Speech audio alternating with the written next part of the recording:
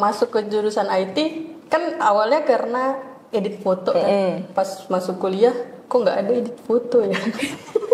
Adanya algoritma. Apa algoritma? Bener-bener nggak kebayang sama sekali sebenarnya.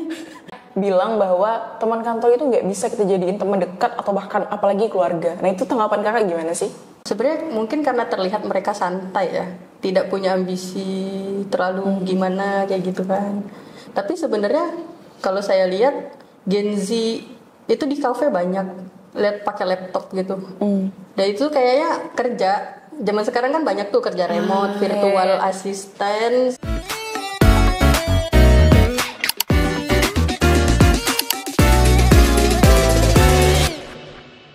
Bismillahirrahmanirrahim. Alhamdulillah kali ini saya ditemani oleh Kak Hairinisa Pratiwi. Masya Allah, tabarakallah. Apa kabarnya Kak?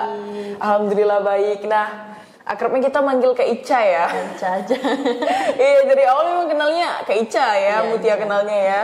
Jadi Kak Ica ini teman-teman, beliau adalah seorang web developer yang sekarang sedang kerja di Jakarta ya Kak ya untuk lokasinya. Dan ini beliau remote worker nih teman-teman. Nah jadi mungkin teman-teman yang tertarik untuk dunia remote worker terutama wanita nih udah harus wajib banget nonton podcast ini sampai habis biar kita tahu gimana sih experience-nya Kak Ica ini selama menjalani remote worker yang sudah berapa tahun nih Kak? Hampir 7 tahun. Nah, hampir 7 tahun loh teman-teman. Nih, karena kalau kita bicara soal wanita, pekerjaan ini kan ya Kak, itu kan memang pengen banget kerja di rumah. Apalagi wanita kan, apalagi mungkin nanti udah nikah atau lain sebagainya. Siapa sih yang nggak pengen bisa kerja di rumah, berpenghasilan, dan bisa berkarya sesuai passion. Nah, jadi menarik banget nih bakalan bincang-bincang sama Kak Ica di sini. Kita bakal bahas remote worker khusus di bidang IT ya Kak ya, karena kebetulan kerja di IT konsultan. Nah tapi sebelum itu, Kak boleh ceritain nggak kira-kira latar belakang Kakak nih sebelum memulai dunia web developer ini itu kira-kira apa sih? Sebelumnya tuh saya kuliah di IT BINUS. Lulusan BINUS. Wah, Masya Allah. Di tahun 2016. Terus di tahun 2016 abis skripsi itu orang tua mintanya kerja di Pontianak aja pulang gitu kan, karena udah 3,5 tahun merantau. Terus nyobain cari kerja di sini, ternyata nggak ada yang cocok untuk IT-nya. Ada, cuman tapi nggak cocok. Iya. Dari segi banyak hal ya. Karena pandangan saya cuma jadi programmer. Sedangkan waktu itu di sini 2016-2017 tuh belum terlalu familiar lah ya sama programming kayaknya. Atau saya kurang explore, nggak tahu deh ya. Terus akhirnya udah 1 tahun nganggur, mencoba untuk kembali lagi merantau lewat link teman-teman. Jadi memang kakak itu memang benar-benar kuliah, abis itu nggak biasanya kan orang meskipun dia lulusan IT dan lain sebagainya bisa nih kerja di tempat lain atau apa gitu kan, meskipun nggak sesuai passion dia, tapi kakak emang benar-benar nggak sih aku pengen jadi programmer. Terlalu ideal di sini.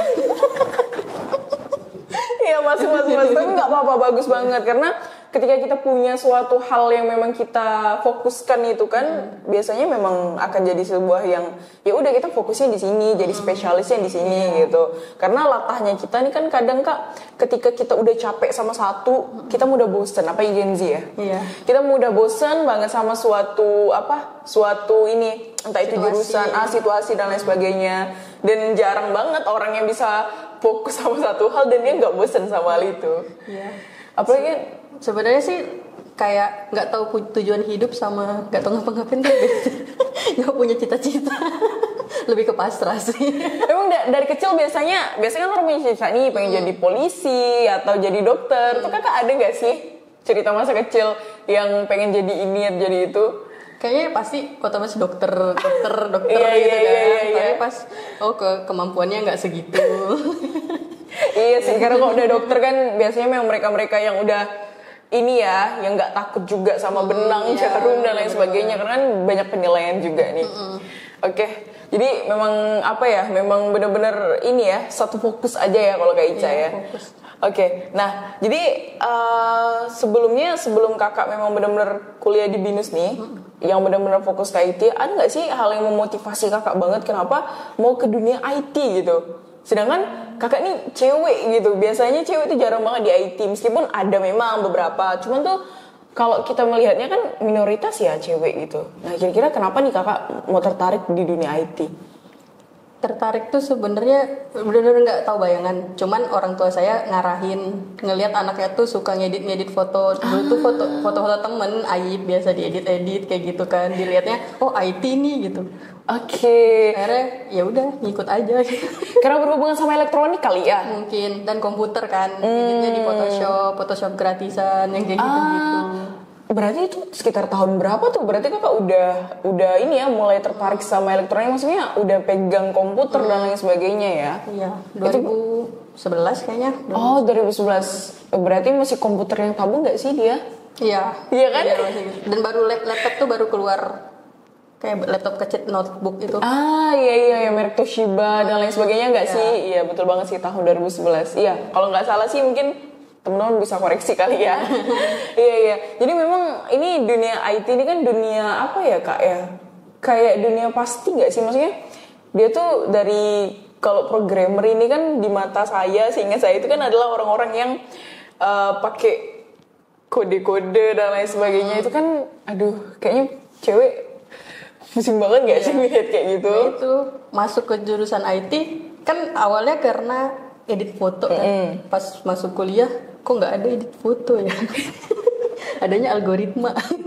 Apa algoritma? Bener-bener nggak kebayang sama sekali sebenarnya. Karena kalau edit foto sebenarnya ada jurusannya beda lagi kan? Iya harusnya. Apa tuh nama jurusannya ya? Pokoknya ada gitu kan? Di multimedia lah gitu kan. Iya. Ya itu jadi tersesat gitu loh.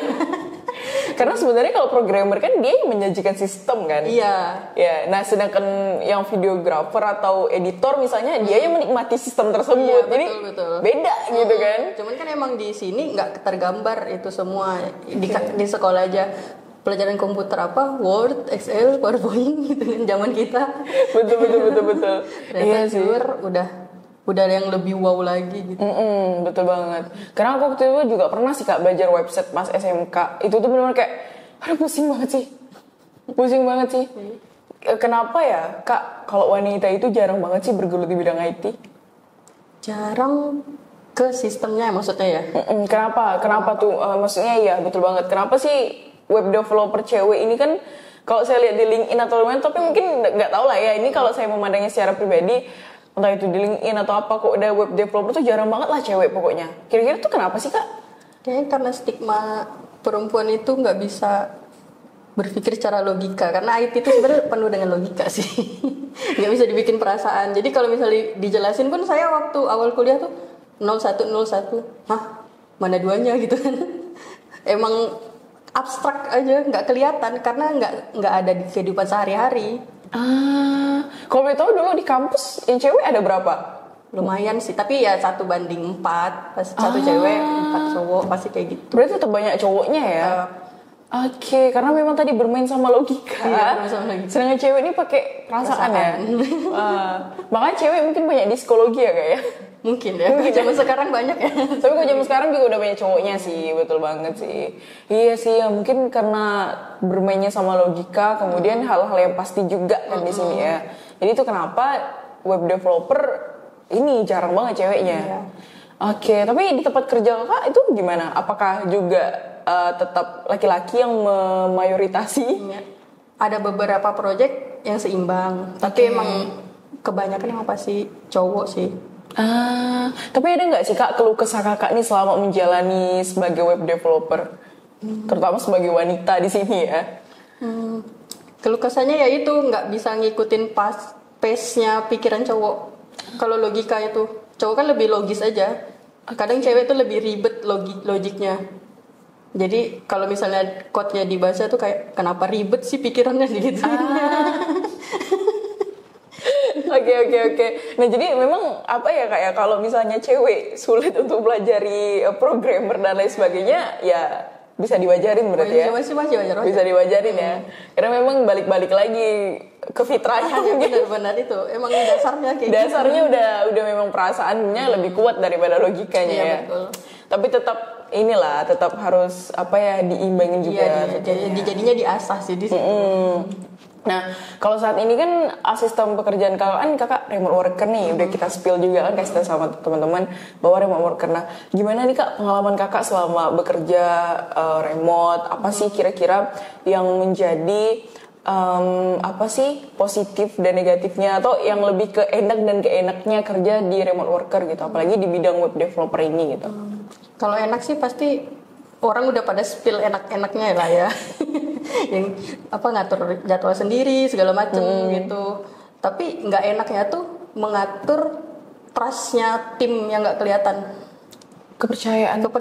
Nah, untuk komunikasi kan misalnya dari telepon sama ketemu gini kan beda kan feel-nya. Nah, dari situ apalagi pertama kali ketemu dari online. Nah, itu tuh agak sulit sih buat dapetin feel-nya gitu. Lebih ke kayak gitu. Terus kayak gimana cara komunikasi nyampeinnya tuh gak sakit hati, atau enggak mencerna obrolan mereka tuh bener gitu loh. Gak miskom. Iya banget sih, balik lagi sama sakit hati, karena kadang mimik wajah itu mendukung ya kak ya, biar bisa diterima lah. Iya betul banget sih. Iya, kadang aja kita job singkat dikira kita lagi marah, padahal enggak. Iya.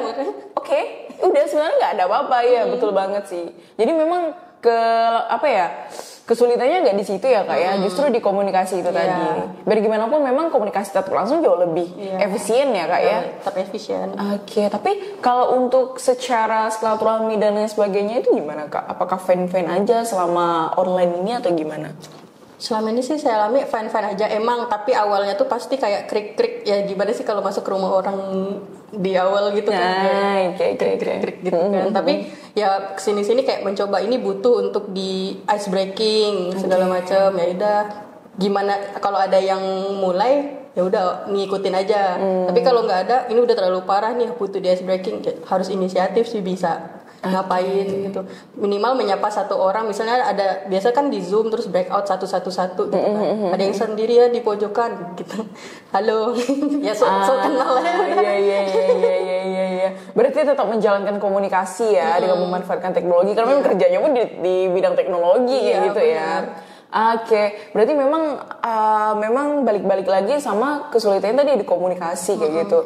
Tapi enaknya tadi ya banyak sih, mau dibilang enaknya ya kayak apalagi kita cewek ini kan kadang males, kadang mau pergi keluar, maunya pergi keluar tuh harus make up dulu, pakai pakaian yang bagus lagi gitu, nyiapin bajunya, cucian. Betul banget sih. Tapi yang paling enak jauhnya jadi kita lebih hemat nggak sih kak dari segala pengeluaran? Ya hemat untuk commute ya. Dibanding kalau kita harus kerja full time di office ya. Iya. Oke. Terus tantangannya paling bosan kan sendirian. Kan tetap harus makhluk sosial sih. Gimana ya gitu kan. Walaupun di rumah ada ibu, ada adik atau siapa, tapi kan nggak nyambung aja gitu. Iya, udah beda frekuensi kata orang gitu ya. Mungkin kalau sama ibu kan kita ngomongin ya udahlah hal-hal rumah mungkin. Tapi kalau untuk hal yang mungkin lebih refresh, lebih new kan, dan biasanya kan teknikal nggak ngerti kan. Nggak ngerti. Iya juga sih, iya banget. Jadi memang kalau anak-anak IT itu mungkin memang perlunya berteman sama mereka yang ekstrovert, ya nggak sih? Ya mungkin mereka yang circle-nya tuh udah beda mungkin ya, biar lebih refresh aja sih. Iya, sebenarnya biar nggak mandek aja sama tembok. Iya. Nah, tapi sejauh ini setelah kakak kan kebetulan ngerantau kan dari Jakarta, aslinya kan di Pontianak, keluarga full di Pontianak selama 7 tahun. Kerja, belum lagi kuliahnya, tapi kita hitung kerjanya aja nih kan selama 7 tahun. Nah itu gimana tuh kakak bersosialisasi, mendapatkan teman dan lain sebagainya, sedangkan kakak juga remote worker nih gitu, maksudnya kerja dari rumah dan lain sebagainya. Kalau selama kan pandemi ya mulai untuk remote-nya. Oke. Nah terus saya baru di Pontianak nih 2 bulanan lah. Nah teman-teman untuk dunia tech-nya kan nggak ada gitu. Gimana cara cari koneksi ya, coba ini komunitas kemarin ketemu komunitas, jadi kayak ya udahlah, ternyata ada yang senasib bla bla bla gitu, jadi buat ini aja sih, curhat-curhat keluh kesah bidangnya lain segala macam. Dan kebetulan saya tuh pernah diem doang di dalam rumah gitu, nggak kemana-mana. Kalau Google ini masa tuh kayak cuma depan sampai pagar gitu doang. Terus kayak wah ini ngapain ini gitu kan. Terus Oke. pas temen semua pada sibuk masing-masing, ya lu kan bingung kan mau carinya gimana. Nah itu sempet tuh, ini nggak punya teman lagi apa ya gue bilang gitu. Jadi mencobalah untuk mencari dari luar circle. Kebetulan di Jakarta agak sulit karena terlalu banyak kan. Gengsi juga, takut malu, EO gitu. Nah pas di Pontianak baru saya mulai untuk coba ikut komunitas. Coba untuk menyapa orang yang tidak dikenal. Berarti di Jakarta tuh kakak bener-bener nggak terlalu seaktif ikut komunitas yang baru-baru ini di Pontianak ya? Iya enggak. Cuma lingkungan kantor doang. Kantor 1, kantor 2, kantor 3, nanti tim proyek lain, teman kuliah kayak gitu doang. Oh ya? Justru padahal kan dari SD sampai SMA-nya di Pontianak. Tapi pada saat itu malah kesulitan juga untuk nyari temen ya pada saat itu. Ya, fun fact-nya emang saya itu dari dulu susah punya teman dekat. Kayak ya udah cuman bangku depan belakang kayak gitu doang. Terus kan kalau udah zaman kuliah udah beda kan bidangnya masing-masing. Nah terus kesibukan masing-masing udah pisah aja. Aku pernah dengar sih kata-kata orang bilang bahwa pertemanan itu ada masanya. Jadi mungkin kita ngalamin hal itu nggak sih? Ngalamin banget. Jadi bukan kita nggak punya kenalan atau teman, cuman mungkin masanya aja nih kayak belum ketemu aja gitu ya. Jadi selama kakak di Jakarta itu berarti temennya cuma sama teman-teman kantor doang ya? Iya, teman kantor doang. Berarti nggak ada kayak ikut komunitas dan lain sebagainya Nggak gitu ada. ya? Dan lebih ke nggak sempet juga sih. Iya sih, karena kerjaannya deadline-nya banyak ya. Jadi selama kakak berteman dengan teman-teman kantor, jadi itulah ya selama 7 tahun yang menghibur, yang menjadi teman curhat dan lain sebagainya, kayak teman udah keluarga makan. kedua lah semuanya. Yang tadi kak cerita yang membuat keluarga istilahnya jadinya kayak gitu ya. Keluarga bikinlah keluarga. Tapi kak kalau masalah kantor kemudian teman-teman kantor yang bikin keluarga. Nah ini aku sering banget sih kak kayak ngelihat keluh kesah teman-teman mungkin di TikTok, di platform manapun yang katanya bilang bahwa teman kantor itu nggak bisa kita jadiin teman dekat atau bahkan apalagi keluarga. Nah itu tanggapan kakak gimana sih? Itu kalau semuanya ambis sih kayaknya. Kalau semuanya ambis dalam suatu jabatan. Kalau semuanya ambis dalam suatu jabatan, iya merasa kayak ada saingan. Tapi kan kita nggak bisa istilahnya kalau orang kita bilangnya nggak munafik banget kita. Memang siapa sih yang nggak pengen lebih cepat grow up? Siapa sih nggak pengen punya jabatan yang tinggi, gaji yang besar? Itu gimana? Sebenarnya aku nggak pernah sih dapat situasi yang setoksik itu. Dan alhamdulillahnya tuh pada kompetitifnya tuh secara ini aja ya anak teknikal kan jadinya kayak sesuai dengan struktural kayak gitu.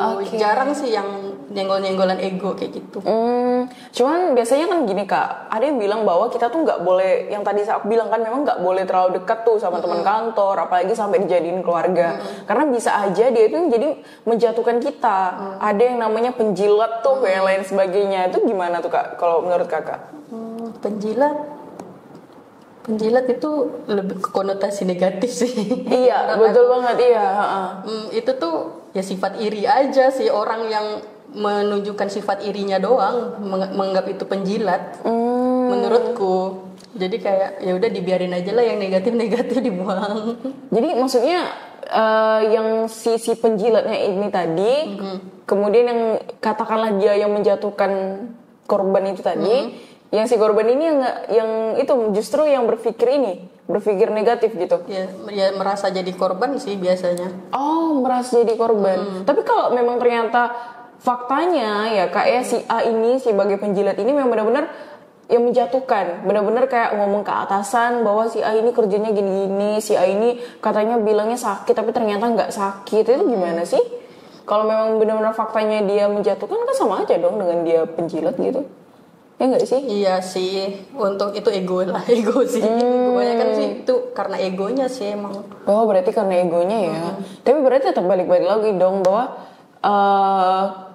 kalau yang si korban itu merasa bahwa si A ini penjilat dan lain sebagainya, memang kita yang sebagai korban ini harus mengintrospeksi diri jauh lebih dalam tentunya.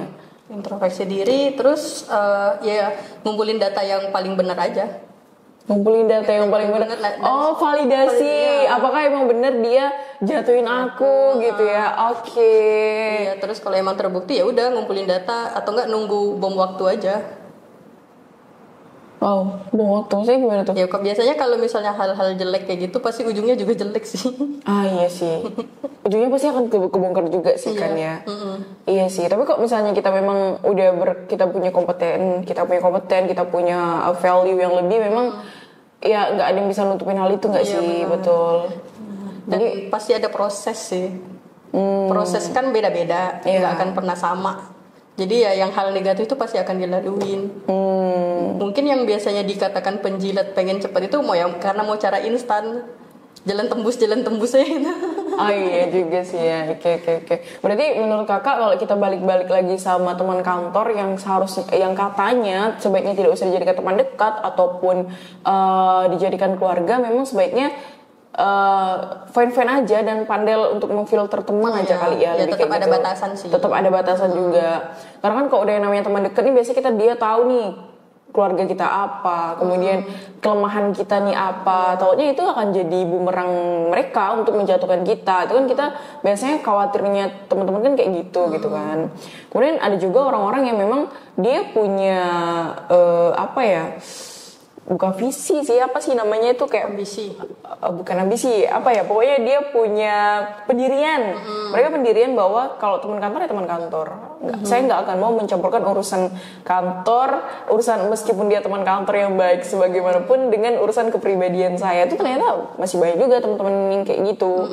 Tapi sebenarnya hal itu juga ya itu keputusan mereka kan, dan memang sebenarnya mungkin ada sisi negatif dan positifnya tentunya dalam setiap pengambilan keputusan ya kak ya.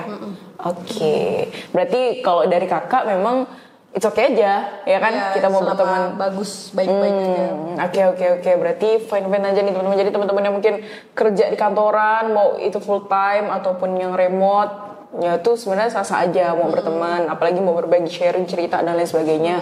Cuman memang balik-balik lagi harus pandai memfilter ya kak ya. Terus sejauh ini juga nggak semuanya kak temanin juga lah ya, istilahnya kayak gitu. Nggak, yang cocok-cocok aja lah. Cocok aja lah ya. Sisanya tuh ya mungkin memang sebaik apapun mereka, kalau nggak sefrekuensi atau nggak cocok sama kita ya bukan nggak bisa jadi teman, bisa jadi teman. Cuman untuk lebih dekatnya mungkin nggak usah lah gitu. Ya nggak usah lah ya, atau ya alam aja lah yang mengatur. Biasanya kalau orang kayak gitu ya. Pasti tahu lah ininya bulat-bulatnya tuh yang mana yang bisa dipakai gitu. Iya, dimanfaatin sebisa mungkin aja lah. Oke, betul banget. Ini menurut aku penting banget sih kak buat kita yang mungkin udah terjun di dunia karir, entah kita atau kita yang fresh graduate nih, yang udah mulai pengen kerja dan lain sebagainya, tapi mungkin belum tahu nih hal-hal yang tidak tertuliskan di dalam aturan, bahasanya kayak gitu kan. Itu kan penting banget ya, kita entah itu kita mau kerja offline ataupun kita online secara remote dan lain sebagainya. Nah kak, kita lanjut ke kakak lagi nih. Apa sih yang kakak lakukan ketika kakak sedang burnout dan lain sebagainya? Manyun bete gitu. Terus ya palingan jadinya curhat. Curhat ya, kalau sama temen nggak ada solusi ya ke atasan. Yang gimana yang cocok aja sih, yang menurutku bisa memberi solusi. Oke, berarti kakaknya lebih memilih untuk cerita sama teman, berbagi sharing, saling ngasih insight gitu ya. Oke, tapi kalau hal untuk kepribadian kakak sendiri, apakah biasanya entah kakak lebih suka menonton untuk menambah, untuk mungkin merilekskan otak ya kan, biar nggak stres amat misalnya? Iya sih, ya diem dulu aja, nggak usah dikerjain. Tapi pakai waktu sampai mana. Terus kalau misalnya butuh tidur seharian, ya udah tidur aja. Tapi kakak tipikal orang yang healingnya itu dengan cara apa sih? Healing dengan cara cerita. Oh justru ngeluarinnya. Iya, ya dikeluarin aja pikiran-pikiran dan sampah-sampah. Iya sih, betul banget. Karena kita cewek itu katanya ya kak ya, cewek itu perlu ngeluarin 2000 kata per hari. Iya nggak sih, 2000 atau berapa ribu gitu, 6000 lupa juga sih. Bayangin aja kalau kakak yang bener web developer yang nggak banyak omong, yang ya udah ketik aja, ngobrolnya sama siapa kan lagi remote. Jadi memang kurangnya nggak ada di situ ya kak, kesulitannya ya, karena kita perempuan butuh teman buat bercerita sih, cerita doang. Walaupun cerita nggak penting sebenarnya. Iya sih, yang penting ngeluarin kata-kata aja gitu ya. Iya sih, jadi memang salah satu kesulitannya kayak gitu. Tapi memang tetap dibuat enjoy aja ya kak ya. Enjoy aja lah. Ya, berarti kak sekarang tetap memilih untuk remote atau suka ini nih offline di kantor gitu? Aku lebih better, betternya hybrid. Oke. Iya. 4 hari atau 3 hari di rumah, 2 hari ketemu. Oke. Lebih banyak dapat ini sih motivasi. Kalau mikir tuh jadinya lancar gitu. Logik yang yang buntu itu jadi kayak ada aja jalannya. Oke. Berarti nggak juga pengen full ini ya, full di rumah gitu 1 mingguan. Gak bisa sih. Oke. Tetap butuh sosial. Tapi nggak juga full time di kantor juga ya. Oke. Nah kak, ini kan berarti kalau udah 7 tahun berarti kakak termasuk gen milenial nggak sih? Iya. Apa sih? Milenial, Gen Z. Ini itu kan dua-duanya kayak zillennials. Ya, Orang yang punya zillennials, milenial dan zillennials. Nah, kak ada dengar artikel nggak sih bahwa mengatakan pemerintah 10 juta Gen Z itu katanya akan diisukan pengangguran ya, dan pemerintah takut akan pajak turun. Nah, ini sebenarnya agak bingung nih, kok malah takut pajak turun, tapi udah kita tidak mengkritik kok, kita hanya membaca artikel itu gitu kan. Nah, yang jadi garis besarnya adalah kira-kira gimana nih pendapat kakak tentang 10 juta Gen Z yang dikatakan pengangguran nih kak, itu gimana? Pengangguran sebenarnya mungkin karena terlihat mereka santai ya, tidak punya ambisi terlalu gimana kayak gitu kan.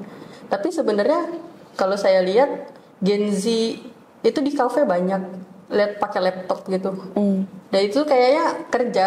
Zaman sekarang kan banyak tuh kerja remote, virtual assistant segala macam. Nah itu tuh kayaknya pada mulai kayak gitu. Cuman emang ada tempat-tempatnya yang nggak ngerjain tapi lebih ke main game segala macam. Tapi itu kayaknya tergantung lingkungannya juga sih. Oke. Berarti sebenarnya atau ini aja kali ya, pekerjaannya mungkin tidak terdaftarkan secara kepemerintahan, kemudian mereka juga rata-rata nggak punya NPWP. Iya betul. Nah itu jadi mengakibatkan ya dianggap pengangguran ya. Iya juga ya, mungkin kayak gitu ya. Itu kenapa 10 juta Gen Z dikira pengangguran. Tapi nggak tahu lah ya, ini mungkin kita kurang riset atau gimana. Cuman kalau menurut kakak pribadi memang seperti itu ya kak ya, bisa jadi seperti itu. Nah jadi memang kalau Gen Z ini kan kita udah benar-benar teknologi banget ya kak ya. Kerjaan yang awalnya nggak ada itu jadi ada. Contohnya kerjaan kakak dulu kan nggak ada ya. Sekarang udah ada. Terus copywriter aja udah kerjaan. Iya kan, pada kalau kita mikir cuma nulis doang gitu. Padahal sebenarnya semua orang bisa nulis. Ya semua orang bisa nulis, orang pikir, dan itu bukan suatu pekerjaan, ternyata banyak yang menghasilkan cuan juga dari situ ya. Wah, ini kalau sampai pemerintah mungkin lebih nggak lagi nih, bisa-bisa ini ya rekeningnya dicek dulu nih. Ini kalau udah di angka atas 5 juta udah wajib kena pajak nih kalau per bulannya masuk. Ya kalau kata orang tidak ngecekin satu-satu. Tapi kan otomatis kan mereka mungkin punya teknologinya ya kan, yang bisa ngecekin satu-satu. Iya juga ya kalau kita pikir-pikir soal Gen Z ya, karena memang teman-teman saya yang kebetulan anak-anak Gen Z juga memang sekarang kerjanya udah di bagian-bagian situ gitu. Kayaknya mereka tuh udah nggak mau lagi gitu kak, tertarik sama aku pengen jadi PNS atau apa dan lain sebagainya. Karena menurut mereka menjadi anak kreatif lah istilahnya ya, di dunia kreatif itu jauh lebih menguntungkan. Meskipun tidak pasti ya, kadang ada kadang enggak. Tapi itu mereka merasa mungkin aku menjadi bosnya gitu, menjadi bosnya. Jadi ya enak untuk mengatur waktu dan lain sebagainya. Meskipun ya namanya kita mau menuju kesuksesan kan pasti waktu kita bakal tersita banget ya kak ya. Dibandingkan dengan kita yang mungkin kerja yang 8 jam kerja, 8 jam istirahat, 8 jam ibadah dan lain sebagainya ya kak ya. Oke, berarti memang anak-anak Gen Z ini bisa jadi bukan pengangguran nih. Bukan pengangguran sebenarnya, cuma nggak terlihat kerjaannya. Cuma nggak terlihat aja kerjaannya, bisa jadi kayak gitu. Betul banget sih, banyak kerjaan sekarang tuh udah luar biasa banget kayak teknologi ya kak ya. Dengan handphone aja udah bisa dapat cuan gitu. Iya betul banget ya. Foto upload dapat duit. Iya betul banget. Iya betul banget. Nah terus kalau dari kakak pribadi nih yang udah lama di web developer ya kan, kok dipikir-pikir kan memang cewek itu nggak semuanya bisa web developer, bisa programmer, angka-angka tuh pusing banget sih kak. Bahkan nggak semua cewek suka matematika. Meskipun cewek dikenal perhitungan ya. Iya, bener-bener. Nah, tapi menurut kakak ini kira-kira kerjaan untuk cewek yang meskipun nggak mesti kerja full time di kantor, yang bisa remote, kira-kira yang paling cocok tuh apa sih kak kalau buat cewek-cewek? Tergantung sukanya apa. Oh, berarti tergantung lagi sukanya apa ya? Iya, kalau interestnya ke nulis kan bisa jadi copywriter. Terus kalau bahasa Inggrisnya bagus, jadi terjemahan. Nerjemahin drakor itu ternyata ada jobnya tuh. Oh ya? Oh, bukannya ngerjamin drakor sekarang udah bisa pakai AI ya kak ya? Sebelum itu sebenarnya ada teman saya itu kerjanya apa? Sampingan translate gitu ya. Translate apa ini drakor ya, Korea Indonesia atau Inggris Indonesia kayak gitu. Oh, sekarang masih ada juga ya yang pakai manusia ya. Ada. Soalnya setahu saya itu memang translate dari video ke bahasa atau lain sebagainya itu sekarang udah pakai AI, udah jauh lebih mudah sih. Ya, iya, tapi tetap masih ada yang tradisionalnya, manualnya sih sebenarnya. Iya sih. Atau enggak ya, ini kayak waktu itu pernah dapet ini dong tolong terjemahin undang-undang Indonesia ke bahasa Inggris. Nah, biasanya tuh ada yang kayak gitu. Oke, karena biar gimana pun tetap beda mungkin ya, ada beberapa kosakata yang berbeda antara komputer yang ngambil sama manusianya ya mungkin ya. Iya, kata-kata slangnya lah, biar kayak mudah mengerti. Iya sih. Iya banget sih, bahkan kok kita mengkaji sesuatu aja sampai berkali-kali kadang ya kak ya. Dan beberapa sumber kan. Iya betul banget sih, karena takut maknanya beda dan lain sebagainya. Apalagi tadi kalau sebutkan undang-undang ya, mau ditranslate ke bahasa Inggris ya. Iya. Oke. Nah kak, sejauh ini kan kakak, berarti kakak sebelum COVID itu, sebelum benar-benar remote, kakak sebelumnya berarti full time kantor dong? Ya, full time kantor. Oke, full time kantor, kemudian beralih ke remote worker, ya kan, beralih ke remote, kerja remote dan lain sebagainya. Nah, dari kesibukan kakak nih yang benar-benar mandangnya tuh cuman ya angka-angka, tulisan yang hitam warna-warni. Nah, itu gimana kakak menyempatkan diri untuk bisa terus belajar Quran? Belajar Quran sebenarnya dari aplikasi kan sekarang udah banyak, karena kan emang sebenarnya sih mobile developer ya, pasti megang HP gitu kan, terus dapat notif ke distrak kayak gitu-gitu kan. Tapi ya cara belajar Al-Qurannya dari konten, karena kan kalau misalnya kerja pun mau ke masjid gitu kadang masih males pergi gitu kan, atau mencari kajian-kajian. Sekarang karena mudah ya, karena media gitu, jadinya ya udah memanfaatkan media sih sebenarnya. Terus nyari aplikasi yang mana kalau misalnya sekarang sih ngerasa kayak ngajinya masih dasar banget, cuman bisa baca doang, tapi tajwidnya nggak bisa kayak gitu kan. Betul. Nah, ya itu mungkin karena kesulitannya nyari ustadz yang cocok kayak gitu-gitu kan sulit, jadi kayak belajar sendiri dulu. Dan aplikasi banyak sih yang udah sama AI-nya segala macam. Oke. Berarti kakak memang sukanya yang belajar lewat platform seperti TikTok ataupun Instagram ya. Itu udah normal, kita sebut aja nggak apa-apa ya. Jadi belajar lewat konten kreator salah satunya kayak gitu ya. Ya betul banget sih, karena kita nih paham ya dasar-dasar. Mungkin dibilang bisa ngaji, tapi sebenarnya ada beberapa huruf itu kita kadang masih salah nyebutinnya gitu. Oke. Dan kakak ada sebutin juga belajar di aplikasi. Sebelumnya udah tahu Quran belum kakak? Sebelumnya nggak tahu, tapi kemarin ada meet up sama remote worker ngomongin ini, terus jadi kayak tertarik gitu cobain. Oke, jadi udah download nih berarti. Udah download, udah cobain. Kebetulan kan ada trial 3 hari gratis juga tuh. Betul. Udah cobain yang murojaahnya belum? Udah ya. Gimana pendapat kakak soal murojaahnya? Ini murojaah yang koreksi lewat AI ya teman-teman? Itu tuh ya bagus sih, kan selama ini aku mainnya yang aplikasi bahasa Inggris segala macam. Nah ini ngaji, terus kayak ada ustadz beneran gitu dari HP. Dan lebih pede aja nyobainnya. Kan biasanya kalau ketemu orang takut salah, malu, bla bla bla. Kalau ini buat diulang-ulang tuh biar jadi lebih bagus tuh, ya udah. Bisa mudah ya. Iya sih. Berarti kalau setor hafalan kau udah coba belum? Kalau setor hafalan tuh dia dikoreksi langsung sama ustadz yang tergabung di Qoro'a. Oh itu aku belum sih. Belum ya. Cobain murojaahnya. Iya, memang murojaah di Qoro'a tuh paling seru banget sih kak. Tapi kalau kita yang memang masih buta aksara Quran, kita tuh bisa banget sih kalau mulai dari huruf hijaiyah. Karena huruf hijaiyah di Qoro'a itu selain daripada dia ngelihatkan hurufnya alif, dikasih bacaan contohnya yang benar seperti apa, itu juga kita bisa nulis di situ. Nah jadi kayak ada beberapa aplikasi yang mungkin belajar bahasa Inggris atau sebagainya yang nulis tuh, nah di Quora itu dia benar-benar nulis huruf alif, huruf ba gitu. Terus tuh lebih interaktif sih, jadi kayak game aja. Nah kakak udah cobain itu juga? Udah cobain. Karena penasaran kan, terus tahu lagi developernya orang Pontianak, waduh keren banget. Dan ini aplikasi ngaji tuh susah loh. Iya sih, karena kalau ngaji ini kan Kak, kalau beberapa katanya tuh memang di ngaji itu kayak ada beberapa caranya, ada beberapa metodenya. Kalau kita kenal nih kan sekarang Iqra ya Kak ya. Iqra itu kan metode pembacaan Quran sebenarnya. Makanya ada alif ba ta atau a ba a kayak gitu-gitulah pokoknya.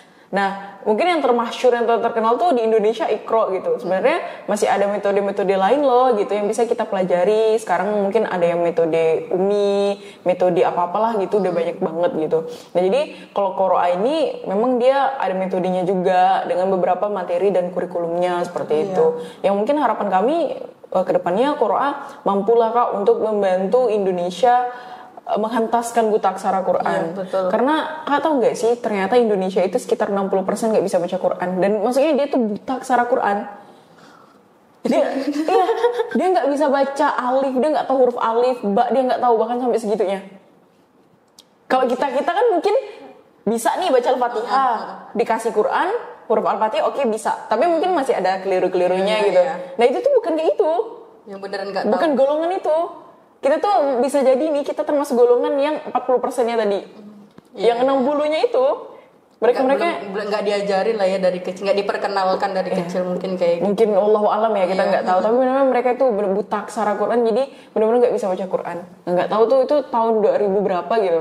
Yang nggak tahu nih yang terbaru udah sekitar berapa persen, mungkin udah berkurang ya. Semoga ada berkurang ya kayak gitu. Jadi sampai segitunya gitu. Jadi memang Quora ini hadir supaya kita bantu mereka, ayo kita bisa baca Quran sama-sama. Karena betul banget sih kata kakak tadi bahwa kita itu biasanya malu ya mau ketemu guru ya. Malu di judge sih sebenarnya. Padahal yang ngejudge tuh diri sendiri benar. Iya, sejauh ini sih kayaknya nggak pernah sih Ustadz marah-marahin kita nggak bisa ngaji ya. Karena Ustadz juga mungkin udah jauh lebih paham kan hati kita dan lain sebagainya gitu. Karena kalau malunya itu, kalau teman-teman saya itu Kak yang mungkin usianya juga udah di atas gitu kan, mereka bilang saya nggak mau ngaji, bukannya nggak mau gitu, tapi saya malu karena yang ngajarnya ini lebih muda dari saya. Gengsi juga ya. Berat sih gue ada gengsi gitu. Cuman biar balik-balik lagi, ngaji kan memang prioritas kan. Biar gimana pun, sholat kan pakai ngaji juga istilahnya, baca Quran gitu. Ya kali kita ngaji, kita sholat tapi bacaan kita mungkin masih keliru dan lain sebagainya kan. Nauzubillah min dzalik. Oke, lanjut lagi nih Kak. Di dalam hidup kakak ini kira-kira ada nggak sih kayak tokoh muslimah yang paling menjadi motivasi kakak lah, yang menjadi motivator dalam hidup kakak, yang paling kakak sukain gitu kira-kira? Kemarin aku ada baca sih artikel, istri Nabi, aku lupa namanya, tapi dia tuh perempuan, dia pedagang terus tuh tapi tetap menjaga kehormatannya, fitrahnya sebagai istri, suami, walaupun lebih kaya, lebih tua dan kayak gitu-gitu, lebih menjaga fitrah aja. Masya Allah, sesuai dengan wanita istri, jadi ya tetap porsi istri, tidak menjatuhkan suami yang gitu sih. Itu beliau namanya Khadijah Kak. Jadi beliau memang istri pertama Nabi. Mungkin kakak karena istri Nabi banyak kali ya. Jadi agak itu, kalau yang pedagang sih memang mungkin teman-teman juga udah bisa koreksi, itu kalau nggak salah memang Khadijah, Siti Khadijah. Jadi memang beliau berdagang, beliau memang saudagar kaya, memang usianya tuh kalau nggak salah 40 tahun ketika menikah sama Nabi. Pada saat itu Nabi umurnya 25 tahun, masih muda, dan Nabi itu istilahnya karyawannya dulu. Kalau nggak salah kayak gitu, karyawannya, tapi memang udah ditakdirkan berjodoh. Dan kemudian pun beliau meninggal duluan. Nah, baru setelah meninggal beliau baru Nabi menikah lagi seperti itu. Iya sih, kadang betul banget sih kata kakak, kadang nih takutnya kita nih kan ketika kita punya harta yang lebih gitu kan, tambah kita lebih tua misalnya, menikah nih kita sama suami kita yang dia bertanggung jawab, cuman memang dia belum mampu nih secara finansial dan lain sebagainya, terus kita entah kita jatuhin dia, kita nggak kasih omongan yang menjatuhkan harga dirinya, itu kan Cuman nggak boleh ya kak ya. Cuman kadang kita perempuan nih, nauzubillah min dzalik sih. Semoga kita harus lebih terus belajar lagi ya kak ya. Semoga kedepannya kalau ada hal itu terjadi sama kita tetap mampu untuk menghargai. Iya betul. Karena kan kalau udah perempuan kan surganya di suami kan. Iya betul. Surganya di suami gitu. Udah bukan di ini lagi, udah bukan di orang tua lagi gitu. Betul. Ya kok kadang kita tuh kita tuh lebih denial nggak sih kadang, apalagi kadang kita tuh anak perempuan pertama kadang. Kalau kakak anak perempuan pertama. Nah, kalau anak perempuan pertama tuh kadang dia sifat apa sih, alpanya kah atau apa gitu? Iya, alpha. Alpha banget, alpha woman banget kan, sikap pemimpinnya ada, sikap mandirinya ada gitu. Jadi memang ketika mencari pasangan hidup memang harus selektif itu. Karena pertama dianya harus belajar gimana caranya jadi istri. Kamu sebenarnya it's okay mandiri gitu, tapi mandirinya jangan sampai menjatuhkan harga diri si suami, mungkin kayak gitu ya kan kak kan. Nah jadi kalau kita nih sebagai wanita yang pertama tuh kadang memiliki sifat yang kayak gitu.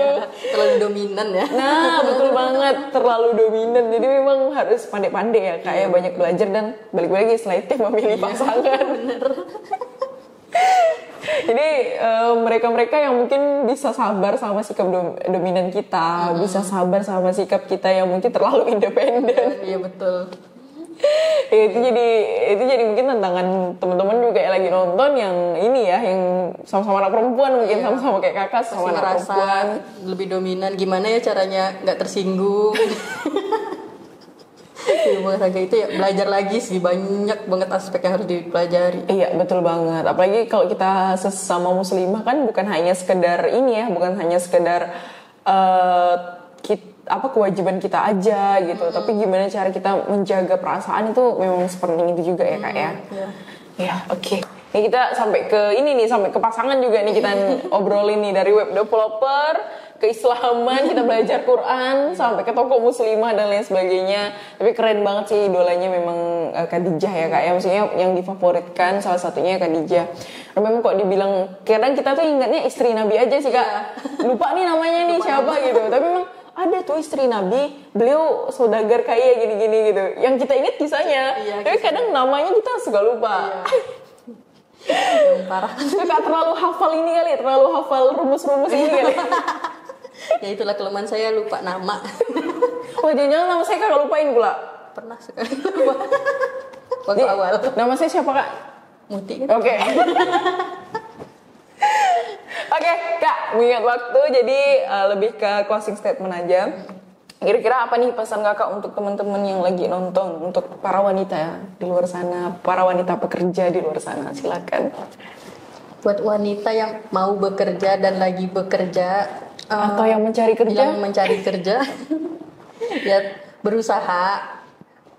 Proses itu emang nggak pernah diliatin yang jelek-jeleknya, tapi pasti akan dilewati yang jelek-jeleknya. Lebih belajar menerima penolakan. Belajar menerima penolakan. Okay. Di awal pasti ditolak, tapi harus bisa membuktikan value itu sih. Masuk. Ya. Jadi kita harus sebagai wanita ketika kita masuk ke dunia karir, mau bagaimanapun itu sistemnya, tetap kita harus ini ya kayak belajar untuk penolakan dulu ya. Belajar sih. Belajar penolakan. Justru dari itu nanti akan memperkuat mental kita justru ya kak ya. Oke. Dari situ terus ya usaha tidak mengkhianati hasil tuh emang bener. Cuman waktunya nggak sama. Setiap orang waktunya beda-beda ya kak ya. Rodanya beda-beda lah. Ada tangga lah. Ada tangga. Dan nggak tahu nih tangganya yang mana yang bolong. Iya betul banget. Jadi kalau nanti teman-teman ini memang sedang mengalami proses itu, mungkin yang lagi relate banget, ada penolakan dan lain sebagainya. Ini penolakan secara universal ya kak ya. Secara universal, jadi tetap harus belajar untuk menerima penolakan itu dan jangan ragu sama usaha kita, lakukannya sebaik mungkin, maka tentu usaha itu tidak akan mengkhianati hasil. Insya Allah pasti kalau memang bervalue, kita punya kuantitas, kita punya kualitasnya juga oke. Insya Allah pasti akan ada jalan karir yang terbaik untuk kita kayak gitu kan. Tetap belajar. Iya betul banget. Cari guru yang cocok. Ya cari guru yang cocok. Circle termasuk jadi guru sih itu. Oh iya. cari guru yang cocok ya. Guru itu bisa aja teman kita ya kan, circle. Aja sih sebenarnya. Iya, jadi dirangkum jadi guru ya. Guru tuh luas loh. Iya betul banget sih. Guru itu luas. Guru kehidupan bisa aja. Bisa belajar dari mana aja kan. Bahkan ada beberapa pesan yang bahkan disampaikan sama ODGJ sekalipun. Itu kadang jadi tersentuh gitu iya, ya. tersentuh. Kok bisa sih dia mikir kayak gini? Iya. Ya banyak sih kalau kadang ngobrol sama pedagang misalnya. Ya ngobrol aja sih sebenarnya. Kadang ngobrol tuh ada ilmunya yang diserap gitu. Iya betul yang banget. Kita nggak tahu gimana cara bikin ketan. Gitu, Betul banget. Ini kayaknya tipikal orang suka ngomong sama pedagang nih. Baru-baru ini. Oh baru-baru ini. Kayaknya baru-baru ini juga kakak mulai untuk bersosial ya. Iya bener. Mencoba keluar dari zona nyaman. Okay. Memperluas zona nyaman. Iya karena kalau kita udah terlalu nyaman sama sesuatu hal juga nggak bisa juga sih kak. Kita harus berkembang nanti. Iya nggak berkembang nanti gitu kan. Mungkin kita secara kehidupan mungkin fine aja nih gitu. Tapi sebenarnya ada beberapa hal yang nggak kita tahu tuh jadi tahu gitu. Gara-gara kita mau humble sama orang dan lain sebagainya. Berarti kakak tipikal apa sih, introvert kah awalnya? Awalnya introvert sih. Introvert ya. Sekarang udah mulai belajar. Berarti memang karakter itu bisa diubah sebenarnya kak ya? Ya bisa sih sebenarnya. Asal mau. Asal mau. Berarti balik lagi sama diri kita. Dan biasa tuh kalau saya karena ngerasa butuh, jadi harus dicoba. Oke, mantap. Oke, Kak Ica, jazakallahu khairan, terima kasih banyak telah berkenan hadir, sharing ilmunya, sharing experience-nya, pengalaman nih. Semoga teman-teman yang memang berkenan, bukan berkenan ya, mungkin teman-teman yang tertarik ya, interest nih untuk menjadi seorang remote worker, pekerja entah itu dari rumah, karena memang suka di rumah, mungkin karena kadang kita perempuan nih kok udah nyaman di rumah gitu ya. Iya benar. Ya semoga disegerakan mendapatkan pekerjaannya ya kan. Kemudian teman-teman yang sudah burn out, teman-teman yang sudah bosan sama kantornya dan lain sebagainya dan pengen remote, semoga juga diberikan kemudahan. Dan semoga podcast ini memberikan inspirasi dan motivasi untuk teman-teman. Apabila ada salah kata atau tingkah laku, kami mohon maaf. Jazakumullah khairan semuanya. Assalamualaikum warahmatullahi wabarakatuh.